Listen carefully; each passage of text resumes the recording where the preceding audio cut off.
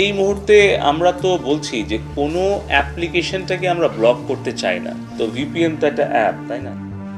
Facebook কর্তৃপক্ষ দায়িত্বশীল আচরণ করলে এবং দেশের আইন মেনে চললে তাদের প্ল্যাটফর্ম দেশে উন্মুক্ত হবে বলে জানিয়েছেন ডাক ও টেলিযোগাযোগ ও তথ্য প্রযুক্তি প্রতিমন্ত্রী জুনায়েদ আহমেদ পলক।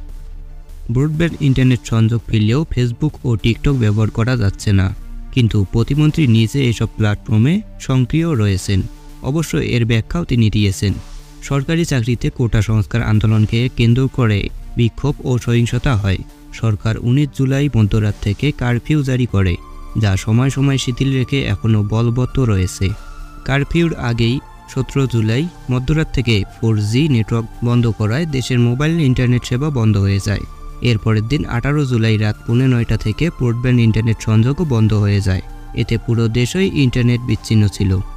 সাধারণ মানুষের জন্য ফেসবুক বন্ধ রেখে প্রতিমন্ত্রী নিজে তা ব্যবহার করছেন, এমন সমালোচনা রয়েছে নাগরিকদের মধ্যে। বিষয়টি নিয়ে জানতে চাওয়া হলে গতকাল শনিবার রাতে জুনায়েদ আহমেদ বলেন, গুজব প্রতিরোধে মানুষকে সঠিক তথ্য জানাতে তিনি সামাজিক যোগাযোগ মাধ্যমে সক্রিয় রয়েছেন। তিনি আরও বলেন, তিনি সহ সরকারের গুরুত্বপূর্ণ প্রতিষ্ঠানগুলোও এভাবে সক্রিয় থাকতে পারবে। ফেসবুকের মতো যেসব প্ল্যাটফর্ম বন্ধ রয়েছে সেগুলো মূলধারার গণমাধ্যম ব্যবহার করতে পারলে গুজব ঠেকাতে সহায়ক হতো কিনা তা জানতে চাইলে প্রতিমন্ত্রী বলেন, এ ব্যাপারে তারা ভাবছেন। সামাজিক যোগাযোগ মাধ্যমগুলো কবে বাংলাদেশের সবার জন্য চালু হবে তা জানতে চাইলে জুনায়েদ আহমেদ বলেন, এটা ফেসবুক টিকটকই বলতে পারবে। তারা বাংলাদেশের সংবিধান আইন মানবে কিনা এবং নিজেদের যে গাইডলাইন আছে সেটা ঠিকমতো মেনে চলবে কিনা এসব নিয়ে চিঠি দেওয়া হয়েছে। তারা যদি এসে ব্যাখ্যা দিয়ে যায় তখন সরকার চালুর বিষয়ে সিদ্ধান্ত নেবে।